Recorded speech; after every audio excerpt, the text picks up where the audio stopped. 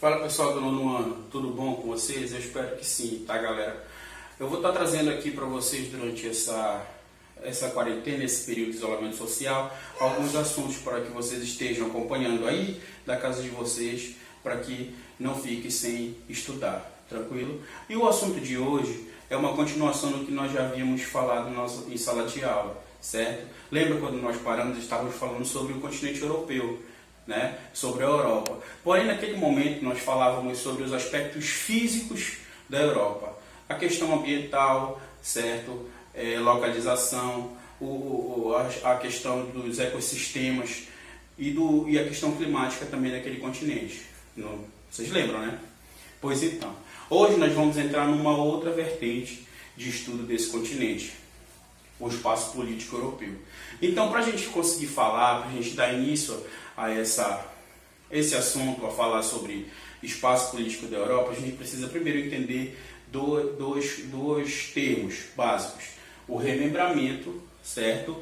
E a fragmentação. E para falar de remembramento, a gente tem que fazer um contexto histórico básico, certo? Com o final da Segunda Guerra Mundial, né, os Estados Unidos saiu vitorioso da guerra, no seu auge, estava lá os americanos com seu país intacto, bonitinho, suas empresas crescendo, certo? Enquanto na Europa ficou um rastro de destruição, visto que a guerra ocorreu em maior parte naquele território, no continente europeu. Isso todos vocês sabem, né? Então aí, a partir daí, o mundo começou a caminhar para o segundo maior evento do século XX, que foi a Guerra Fria, que nós também já falamos, né? Que a Guerra Fria é aquela polarização entre os sistemas capitalista e socialista, onde naquele momento esses sistemas eles tinham representantes, que eram os Estados Unidos e a antiga União Soviética, né, galera? Então aí, por conta dessa destruição do continente europeu, da Europa em si, pós-guerra, os Estados Unidos começou a ficar meio que com medo dos países europeus aderirem ao lado socialista da força, digamos assim. E aí o que foi que eles tiveram a sacada de fazer? De criar esse plano aqui em 1947, o Plano Marshall. E o que dizia esse Plano Marshall, pessoal? Esse Plano Marshall, ele tinha como intuito de dar uma ajuda para a Europa se reconstruir, digamos assim, reparar todas as destruições que a Segunda Guerra Mundial tinha deixado, certo? Era uma ajuda de bilhões de dólares que os Estados Unidos ofereceu para a Europa. Claro, com interesse mais lá na frente, certo? E aí, o que aconteceu? Será que resolveu todos esses conflitos da Europa apenas com o Plano Marshall? Em parte, não, né? Resolveu apenas alguns desses conflitos. Outros surgiram no decorrer do tempo, como, por exemplo, um conflito entre a Alemanha e a França, no qual eles disputavam ali um território que ficava entre esses dois países. Esse território ele era responsável por ter em seu solo muitas riquezas minerais, certo? Ele era alvo de exploração por esses dois países. Mas aí, como eles não entravam em um consenso quem era dono de quê, um queria ser dono mais que o outro, o que foi que aconteceu naquela época?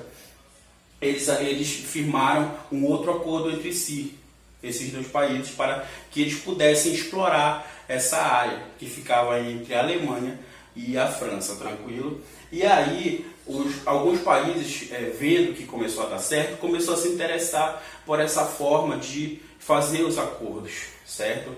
E aí surgiu o que a gente tem, a Comunidade Econômica do Carvão e do Aço, né? A CECA, que naquele momento era formada por 6 países europeus, que tinham esse acordo de fazer essa exploração de uma forma amistosa, tranquilo?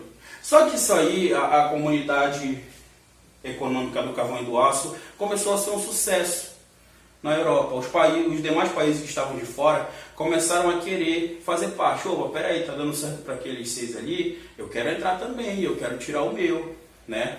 E aí, para aderir mais países, futuramente foi assinado um outro tratado, o Tratado de Roma, lá em 1957. Esse tratado, ele já já tinha 12 países, já contemplava 12 países fazendo parte desse grupo, podemos chamar assim. E aí já mudou de nome, mudou de SECA, mudou para Comunidade Econômica Europeia, CEE, beleza? Tranquilo? Posteriormente, assim como na primeira fase, foi despertando o interesse dos outros países que ainda continuavam de fora desse pequeno grupo, correto? E aí, quando foi no ano de 1992, outro tratado foi assinado, o Tratado de Maastricht, onde aí sim criou o Bloco Econômico Europeu famoso, que a gente tanto conhece, né, galera? Que é,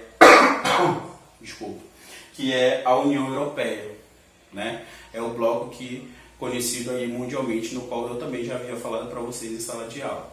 Tranquilo? A União Europeia, pessoal, chegou a ter 27 países no seu auge, podemos falar assim. Tá? O que aconteceu? A União Europeia ela começou a pregar, apesar dos seus países não falarem uma língua comum, mas ela começou a pregar isso, a pregar esse respeito entre os povos, o que gerou muito bem-estar entre esses países. Tá? Não só no sentido cultural, mas também no sentido de uma moeda. Eles optaram por usar apenas uma moeda entre eles ali, que é o euro, né? O euro que todo mundo conhece, a moeda mais valorizada do mundo, né? Hoje em dia. E aí, pessoal, além de optar por usar essa moeda, como eu já falei, eles pregavam muito respeito entre esses países, apesar de serem países com culturas diferentes, com línguas diferentes, não tinha aquele papo de um ser melhor que o outro. Eles pregavam a igualdade entre si. E isso acabou fazendo com que as pessoas, né, a população em si desses países, se sentissem à vontade, se sentissem acolhida.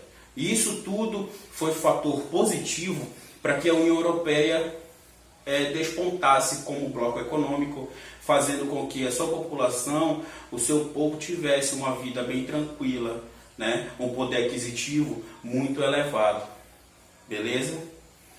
Alguns fatores eu trouxe aqui para vocês, como algumas curiosidades econômicas a respeito desse bloco econômico europeu, para vocês terem uma ideia do quão rico que ele é, tá, pessoal? 87% do PIB, lembra o que significa PIB? Nós vimos em sala, Produto Interno Bruto. 87% do PIB europeu ele é proveniente da União Europeia, do bloco econômico União Europeia. Ou seja, 87% do PIB do continente inteiro é fruto do bloco econômico, tranquilo? E 28% do PIB mundial de todo o mundo é proveniente da União Europeia. Ou seja, olha só o tamanho que tem esse bloco econômico, né, pessoal? E agora que nós já falamos um pouco sobre o remembramento, tá, pessoal? Nós vamos entrar na segunda parte do assunto que eu havia falado para vocês. Vamos falar sobre a fragmentação desse continente europeu. Eu trouxe aqui dois exemplos para vocês de fragmentação, tá? O primeiro é sobre o nacionalismo basco, sobre o povo basco, né? Que é um povo que ele fica situado, ele não tem país, ele fica ali situado numa região entre a França e a Espanha. Esse povo, essa população, eles já tentaram diversas vezes se separar e criar o seu próprio país. Mas aí, por conta de conflitos, uma hora a Espanha se opõe a que eles façam isso, outra hora é a França. Então, de todas as maneiras, eles já tentaram se desvincular desses países, seja por conflito violento, por conflito armado ou político, mas mesmo assim não obtiveram êxito, tranquilo? Mas aí mesmo assim eles ainda tentam manter ali a sua nacionalidade, né, pessoal? A sua identidade cultural, preservar a sua língua, a sua cultura e os seus costumes, né? Que é um dos principais motivos que eles querem ter essa emancipação, que é para não se perder essa cultura basca, tá? O segundo exemplo é da Irlanda. Antes da Irlanda se desmembrar, pessoal, existia um conflito religioso muito forte lá dentro daquele país, certo? Entre duas religiões, os protestantes, que ocupavam uma parte mais ao norte, e mais ao sul, que era ocupado pelos católicos, tá? E aí o que aconteceu? Eles fizeram, depois que os católicos começaram a sofrer muitas retaliações por parte dos protestantes lá na Irlanda, eles fizeram um acordo e decidiram um pouco dividir a Irlanda, transformando em 2 países, na Irlanda do Norte e a porção que ficou mais ao sul se transformou na República da Irlanda, saindo assim dos países do Reino Unido. Tranquilo, pessoal? Então essa foi a aula de hoje, eu espero que tenha ficado entendido, tá, galera? Anotem as dúvidas de vocês, que futuramente, quando estivermos juntos, nós vamos estar esclarecendo. Tranquilo? Muito obrigado.